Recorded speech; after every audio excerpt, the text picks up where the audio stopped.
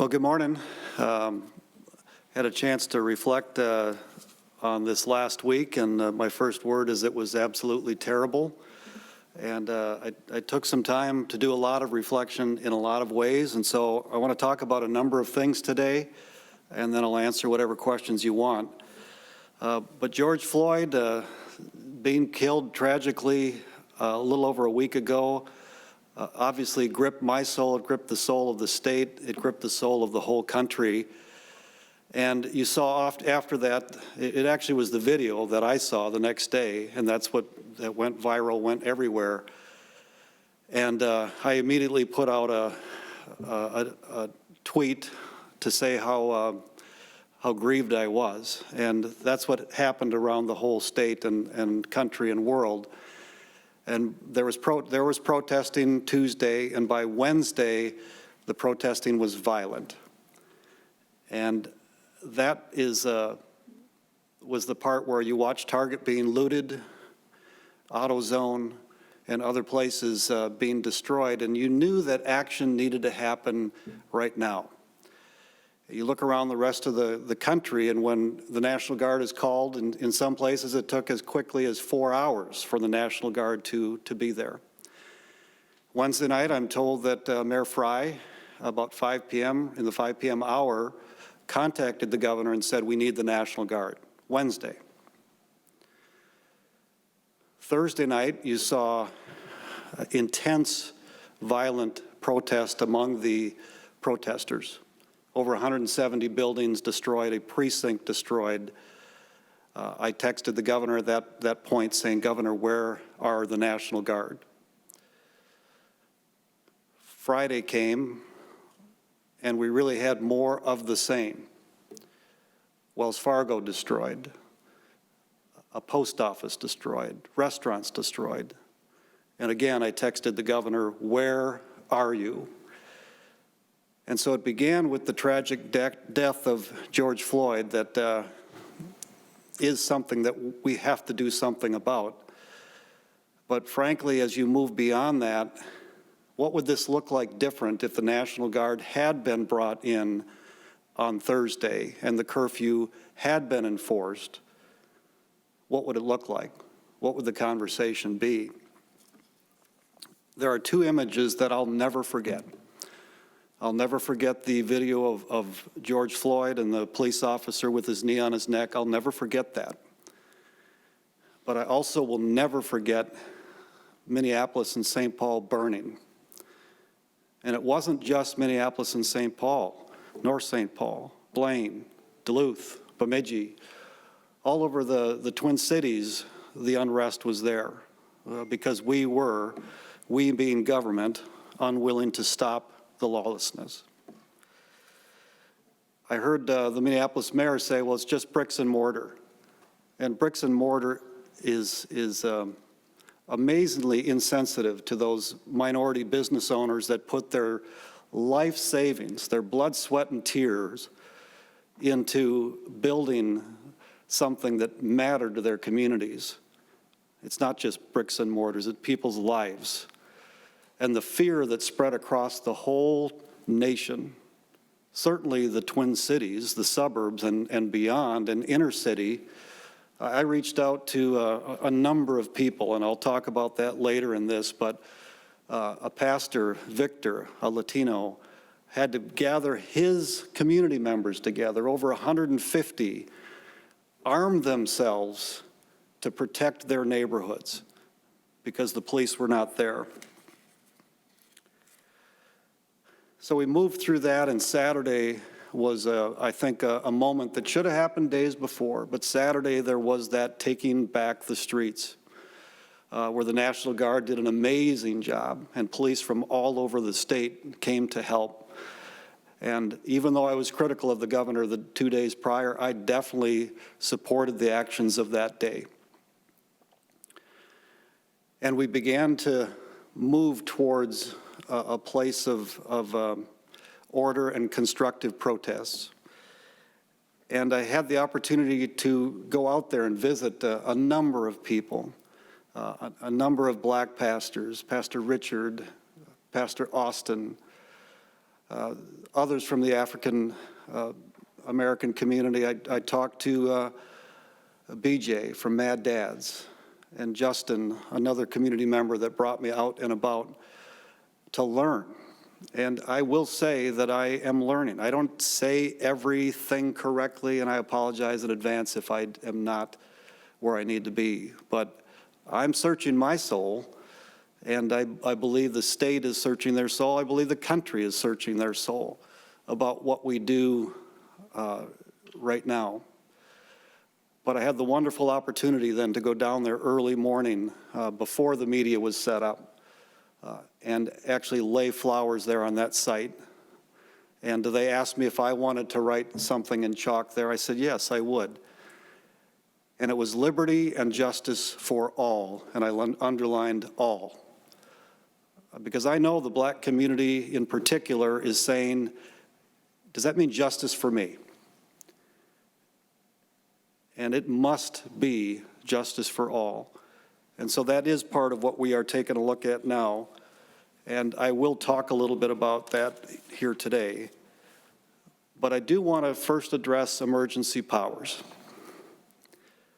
I think emergency powers has been part of the problem. Last year, we worked very well together, the governor and the legislative branches, and how we passed a tax bill and a number, all of the budget bills were passed and we worked together. But emergency powers meant that the governor made all of the decisions and simply told the legislative branch what he was going to be doing. Started with the pandemic, but it's carried forward for months and months now. And as a result, Minnesota is under the spotlight. And leadership failed badly.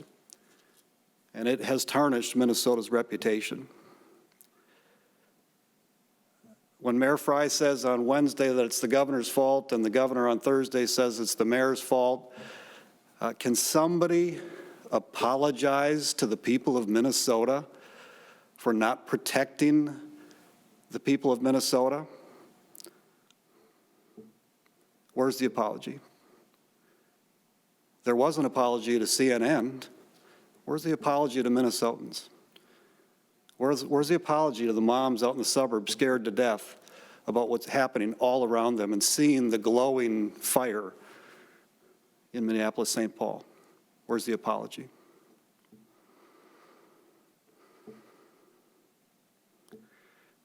You know, the second part is the pandemic. And emergency powers have also been the governor telling us what to do. It's not been we give a lot of input and he makes the decisions. It's we have a meeting and we tell you what we're going to be doing. I got a call, I got a note late last night after I went to bed that there was going to be a meeting today at 9 a.m. about some new announcements, and I'm glad those announcements are coming. But there needs to be more communication there.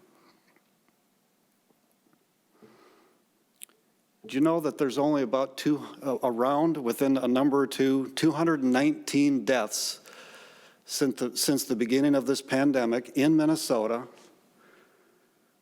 that is not in the nursing homes? 219. Think about what we have done to the state of Minnesota, all the restrictions, all the mandates to school and to businesses and to churches and funerals and weddings, all the restrictions that have been mandated under the governor's emergency powers, and how many lives have been impacted by that.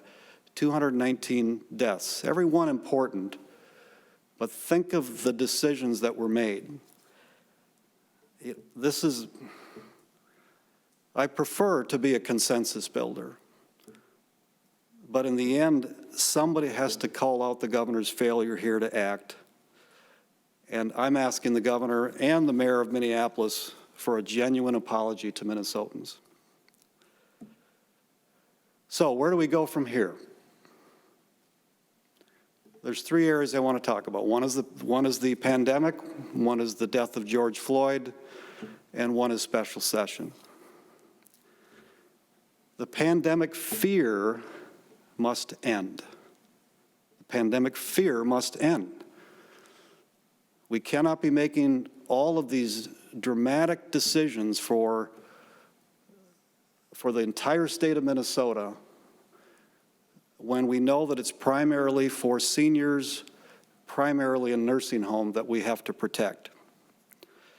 So I know the governor's going to make some announcements today at 2 p.m. I'm aware of them. I don't want to share them. What I'm about to say, I already was going to say, and we're not on the same page yet.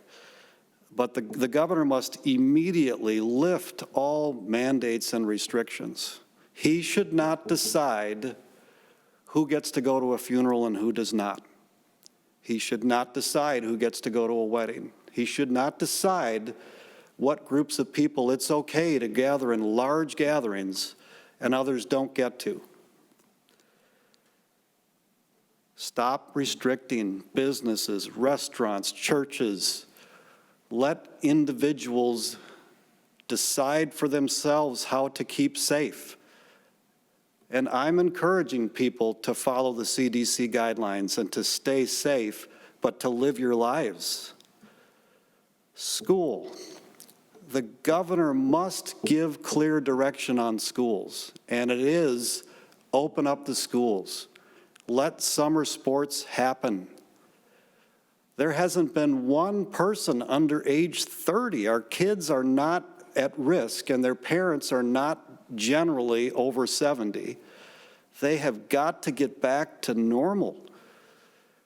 We should not have another senior class that loses their senior year. Open up the schools. I talked to my local schools in central Minnesota. They need direction, and they are asking for their schools to be opened up. But ultimately, let the superintendents, let the school boards decide what their schools should do. Not the governor, no mayor. Open Minnesota up, Governor.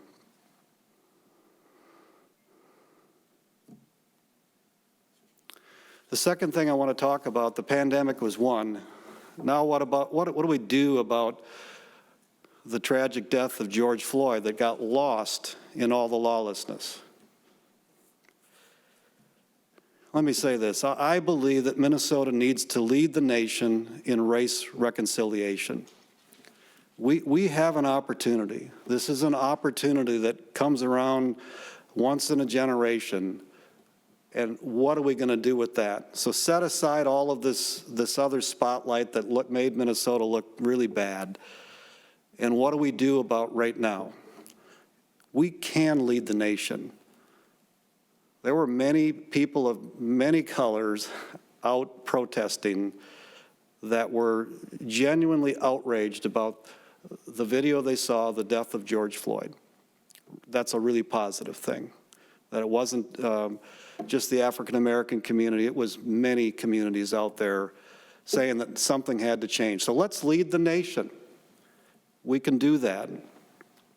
I told you I reached out to a lot of people just trying to understand what was going on. And that was why I wrote Liberty and Justice for All and underlined all, because all communities want to know that justice is for them. I believe that we are on a journey, all of us, all flawed human beings, not one perfect person, on a journey towards equality. I believe this is a God-breathed dream for mankind. From Genesis to Galatians in the New Testament, there was this dream of equality for men and women, all races, equal under God. Flawed men and women in America formed the Declaration of Independence that said everyone was equal. Flawed people pointing towards a dream. The end of slavery was more in that journey towards that dream. The Civil Rights Movement and all the laws that then began to line up to the fact that all men are free. And we continue to work on attitudes that we have that don't reflect that true reality, that all men and women are created equal. It's a God-breathed dream.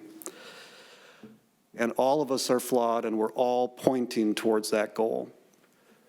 That's the really inspiring thing. It's not about perfect people laying out a perfect vision. It's about flawed people. From our founding fathers to Martin Luther King to all of us, flawed people pointing towards a dream. So we're going to continue to work on that, and I'm going to continue to learn. I hope everyone has that mindset right now. I'm listening a lot, and I'm making mistakes, and I'm talking to people to help understand what's going on. Why is the pain so deep? I want to understand. Finally, I'll talk about the special session. The governor's been talking about get it all done. You know, frankly, we've been working for months and months on what would be on the special session, things that we didn't get done during regular session. That's the bonding bill, which I think will have more focus on what happened in inner-city Minneapolis, St. Paul. It's tax relief, which also will now help those small businesses in Minneapolis, St. Paul. It's business grants that we have available with a focus on minority and women and veterans. We still are working on that. It's funding from the federal government for COVID money to help our local governments. So those are some of the key things that we are moving forward. And we are and will continue to work on some of the other key issues to what happened a week ago Monday. I've actually had an update on what kind of criminal justice reforms have already been done in the last 4 years that Senator Warren Limmer has been working on this issue. So this isn't new to us. We've been working on this issue, and I hope we can get that out to the media just to show, here's the things we've been doing already, but I do believe more work can be done. But to actually expect that to be done in the next week is not how the legislative bodies work. We meet in committees and we fully vet issues to make sure we get it right, because it's not just for now, this is for a generation to come. And so it's important we get it right. So criminal justice reform is one of them, but another really, really big one is education reform. The parents in inner city are crying out for a better education system, more choice for their kids, so that they have a way out of some of these systems that aren't working. And it's something we have been pushing for a long time, and I'm asking the governor to help us make those changes. So those are two really big ones that I see happening, but those likely will be happening as groups of legislators are working now moving forward. But I do expect the session to be a shorter session and then groups meeting on these more complicated issues. The Minneapolis issue has been there for more than a generation. It's been controlled by one party for more than a generation, and it's not going to change in a week. But we are committed to help making that change. The other thing that we're going to do in special session is something I already mentioned. The Senate will vote to remove the governor's emergency powers. It's time that we work together.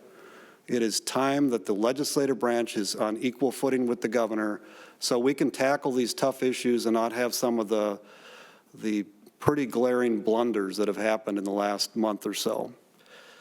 As you probably know, the House controlled by Democrats also has to agree to that. I don't know that that will happen, but I want to get back to the legislative branch working with the governor towards the solutions that we all need to find. So with that, I'll take any questions.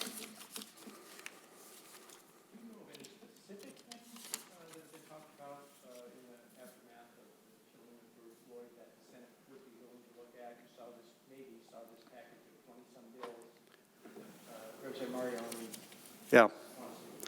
So the question was, are there any specific things that we will be working on?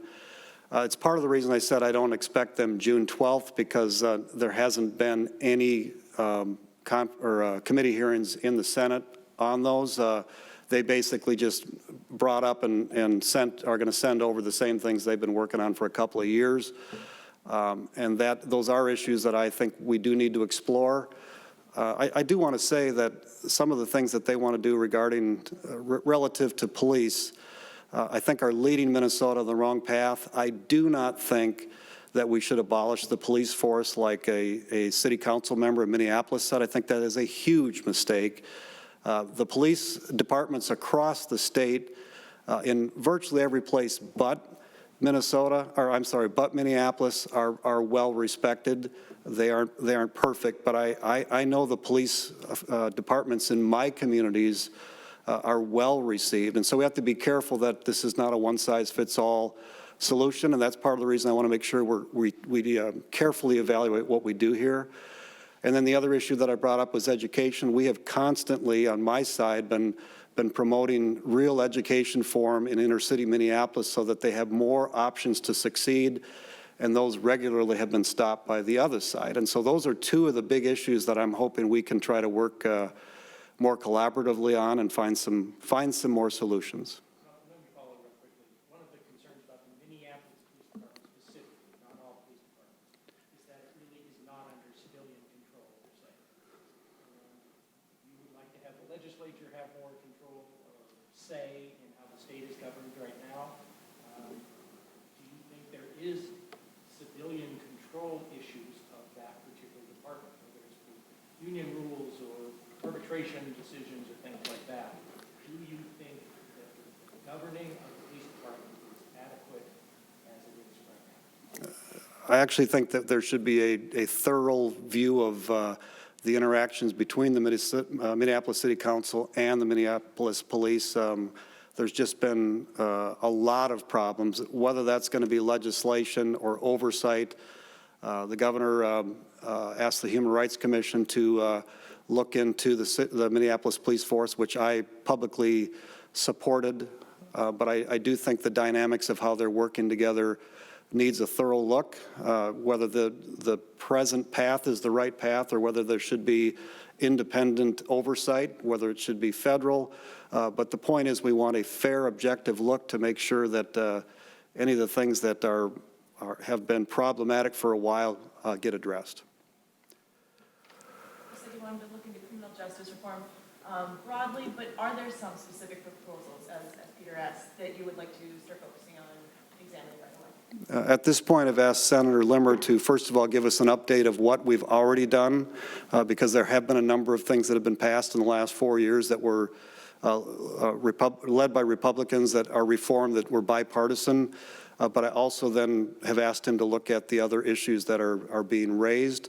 I believe we will have hearings relatively soon, but to promise June 12th, when I know what the legislative process takes, is not realistic. But the fact that we need to look at that, yes, that I do have my commitment for that, or you have my commitment for that.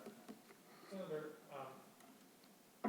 you and other Republicans have stood with the police union president, Bob Kroll, in the past.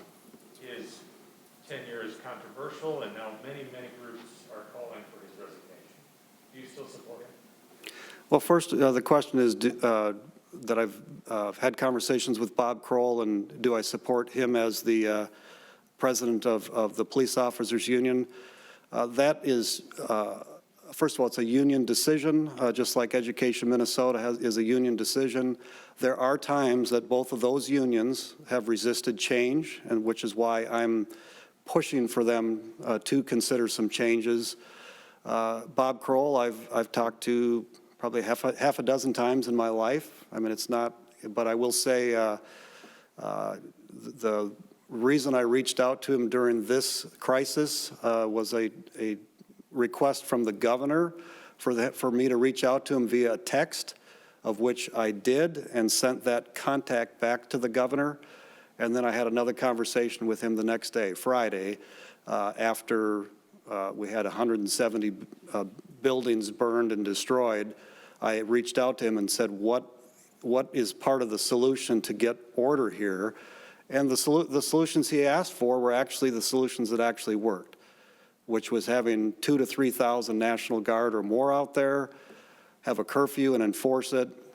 And so that, but that's my relationship with Bob. I've had probably 6 conversations in my lifetime with him. So do you think he should No, I think that they need to, it's an internal thing that they have to do. I don't know his complete history. I know 6 conversations that I've had with him, and the advice that he gave me was correct in those conversations. You said you're pushing for the union president to consider some changes. What changes would you like them to consider? At this point, I'm not asking for what considerations to be done. I'm not asking, frankly, I'm listening. And so I'm asking Senator Limmer to tell me what has been happening. So at this stage of it, I'm not telling people what to do. I'm listening. Which is why I've been down to Intercity a number of times now, Intercity Minneapolis, and I'm going again today because I don't want to say what we should do. I want to say, tell me what's going on, and then incorporate that into what we should do. Did I misunderstand? Did you say that a few minutes ago when you responded to Peter's question that you wanted the union to consider some changes?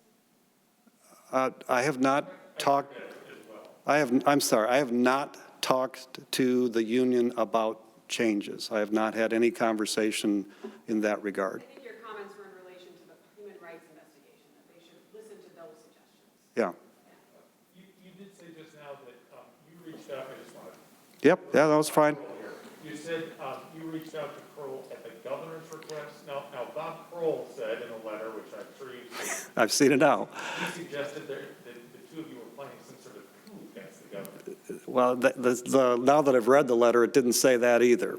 It said that it's something about the Senate was going to take action, which was not true. My contact was to make the governor do better, for the governor to act. The governor is the commander-in-chief. The governor is the one that has control over the National Guard, and so the governor needed to act. By Friday night, when we had another night of Minneapolis burning down, I asked the governor, where are you? I called the White House hoping to reach President Trump. I was not able to reach him directly, just saying we need intervention because our governor is not acting. And I don't think that I was the one that made the difference. I believe the governor was also reaching out to the White House. You'll have to ask him about that. But the decisions on Saturday was where we should have been at the very latest Thursday. And that was a large National Guard presence, a curfew that was enforced, that anybody that was practicing lawlessness would be arrested. And so that's the conversation with Bob Kroll was desperation on my part for the governor to do something because nothing was happening and the city of Minneapolis and surrounding communities were burning, and the police were not active. And even Friday, after Wells Fargo was up in smoke, then you saw the police force come in, and sure enough, all the lawlessness, all the people that were practicing lawlessness fled because they knew there was a force that would stop them. And until we were willing to stop them, the lawlessness was going to continue, and it should not have been Saturday. It should have been Thursday that we stopped it. There's no way that you can say that it wasn't growing when Wednesday, wanton looting of Target and the destruction of the buildings around there. I was down there yesterday. There was a huge parking lot that people gathered, and it got bigger and bigger, and no action. And it's not the National Guard's fault because they have to be called up and they have to be given a plan. And then they execute that plan. And so that's the reaching out to Bob Kroll had to do. I would have never called Bob Kroll if the governor hadn't first asked me to reach out to him. Was nowhere on my radar. Yep. Talk to Senator at all. What do you make of his threat, I guess, that he and other Democrats will not vote for a bond if there are broader concerns? So the question is, what do I think about Senator Hayden saying he will not pass a bonding bill without these deeper concerns being addressed? I'll tell you, I'm addressing those concerns now, but I understand the legislative process that we have to work towards solutions that sometimes take time. I have talked to Senator Hayden, I've reached out to Senator Torres Ray, I've reached out to Senator Bobby Joe Champion, because it is a time to seek and understand what's going on. But to hold up the bonding bill, which will help inner city Minneapolis, St. Paul, and the whole rest of the state, I was opposed to those that resisted a bonding bill during regular session. I'm opposed to people resisting a bonding bill now. It's something that would really benefit the state.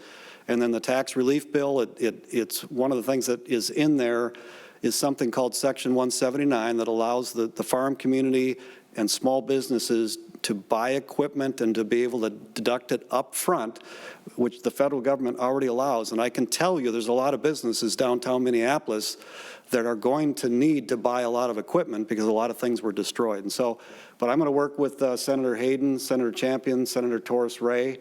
I just know how long the process takes, but I do think there's a greater desire all over Minnesota for us to lead the nation in racial reform. I really do.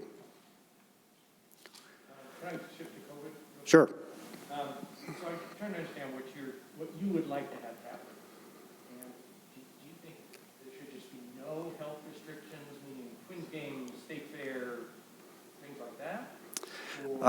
I think it's time for the state of Minnesota to stop mandating what's open and what's not open and let people make the decision. Think about how many tens of thousands of people have been together the last 8 days, maybe 9 days now, and we haven't seen virtually a blip in number of deaths from COVID and infection rates if you measure it based on the number of tests. Because if you're going to give more tests, you're going to show more people are infected.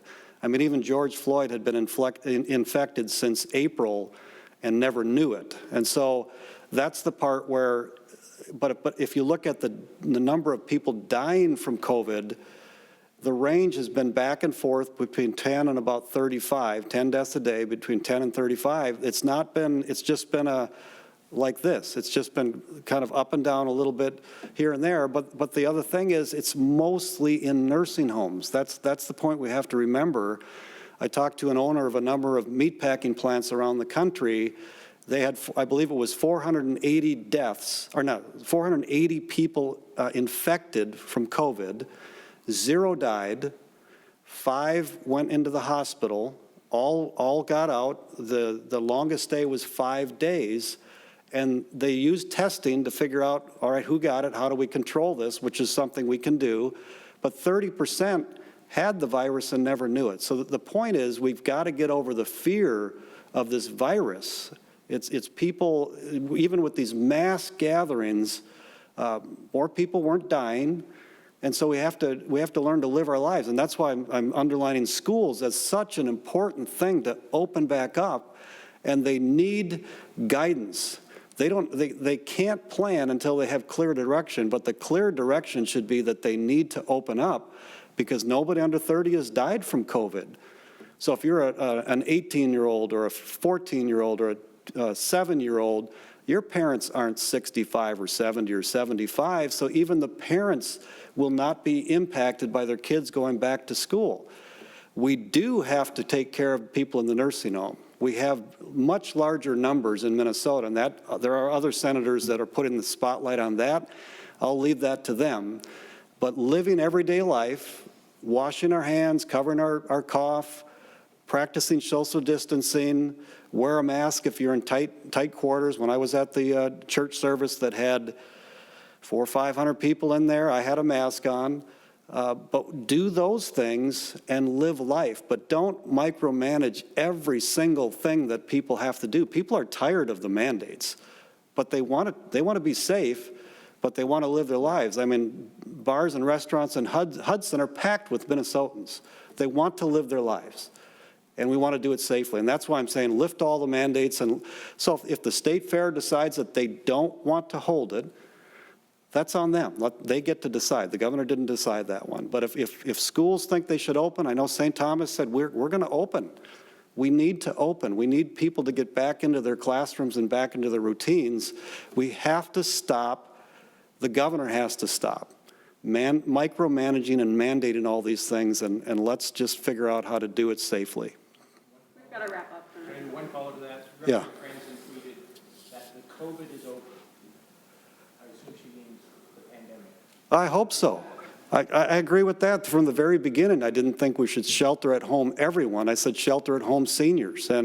But now more and more data is showing that it's not being impacted by these massive numbers of people coming together. And if it spikes a little bit, that's still way below our expectations. It may come back in the fall, we'll address it in the fall, but the decisions we've made from the beginning of this to now, some of them were because it was unknown and we didn't know what to do.